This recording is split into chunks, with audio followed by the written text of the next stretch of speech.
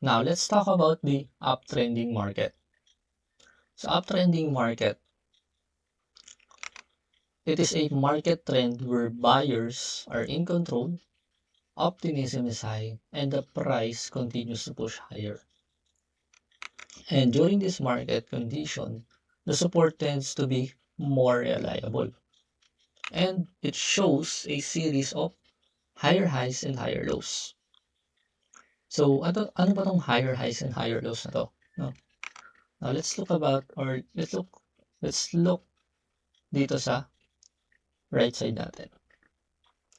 Now, when we say series of higher highs and higher lows, series, you have to emphasize on this one because series meaning two or more, di ba? Or merong continuous higher highs and higher lows.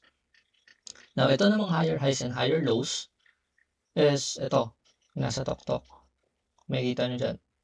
Now, the reason why it is called higher highs is because itong high na to, yan, is higher than this high, right? Or in Tagalog or in Filipino, itong high na to, mas mataas siya kumpara dito, di ba? That's why it's called higher high.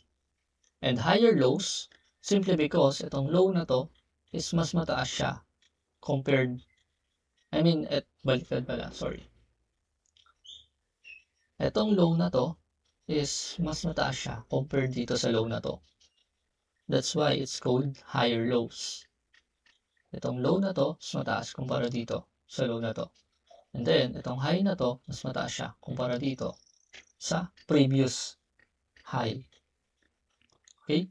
So, basically, that's how an uptrending market is. Now, going back to this second bullet, sabi rito, the support tends to be more reliable. Now, during an uptrending market kasi, the buyers are in control. So, ang tendency, kapag kayong buyers may control sa market and yung optimism or greed is high, ang tendency, mas mataas yung chance na mag-continue yung price to push higher, right? Kasi nga in an uptrending market, ang nasa isip ng mga buyers or ng market participants in general is that the market will continue to go higher. So if in case magkaroon siya ng pullback, the buyers will step in and or the demand will continue to step in and syempre by the law of supply and demand, if mas maraming demand kumpara sa supply, most likely tataas yung price, right? And then another correction. So ngayon, if considering na this one has become an established support or yung previous resistance natin pwedeng mag-act as a potential support, then ang tendency is that mas mataas yung chance na mag-hold itong support area na to. Simply because nasa uptrend tayo. Okay? Mas mataas yung chance but it doesn't, again, guarantee the bounce or the rejection dito sa support area. Now, let's look at the examples. Now, we have here an example, di ba? Kung makikita nyo rito yung structure ng price, we have this. Ito yung last previous high niya and then binrake niya, right? So, nagkaroon tayo ng higher high. Kasi nga, itong high na to is mas malaki siya or mas mataas siya kumpara sa previous high, di ba? And then so on. Yan. Higher high, then higher high, higher low, higher high, higher low, higher high, higher low, higher high, and higher low. Diba?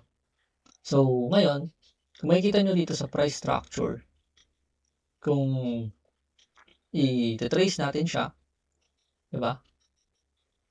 Makikita nyo yung structure ng price, diba? Meron tayong series or continuous higher highs and higher low. Diba? So, etong previous high na to, etong current higher high natin is mas mataas siya kumpara sa previous high. So, kaya siya tinawag na higher high. And etong low na to is mas mataas siya kumpara dito sa previous low na to. Kaya siya tinawag na higher low. Now, let's move on to another example. So, as you can see,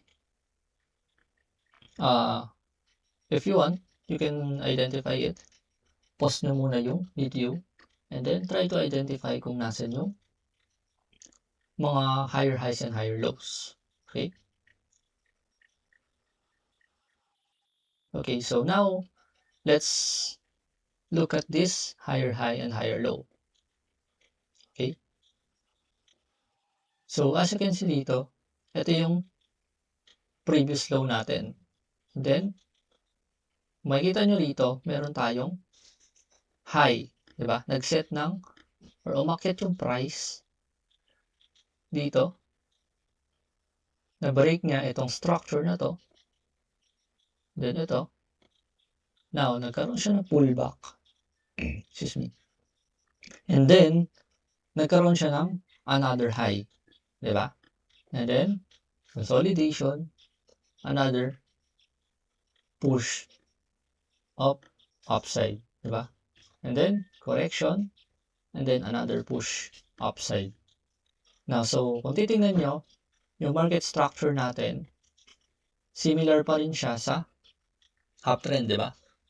Now, one of the things lang that you have to remember is that whether it's an uptrending market or downtrending market or sideways, is that there is no perfect structure, di ba? That's why you have to expose yourself to the market, expose yourself to the charts, and practice kung paano mag-identify ng market structure. Now, it doesn't have to be perfect since, of course, especially if you are newbie, it takes a lot of time, takes a lot of patience, and it takes a personal judgment. Diba? It takes a personal judgment simply because we cannot exactly say kung ito nga ba yung higher highs or higher lows, or pwedeng sabihin natin na ayun nga, or mataas yung chance na ayun nga yung higher highs and higher lows. But you have to understand na pwedeng magkakaroon tayo ng different interpretation on the uptrending market. Now, you have to use this as a guide, or this structure as a guide, but it doesn't mean na it has to be perfect. Kasi the market simply is not perfect. So, if you will try to make it perfect, then it would be hard for you to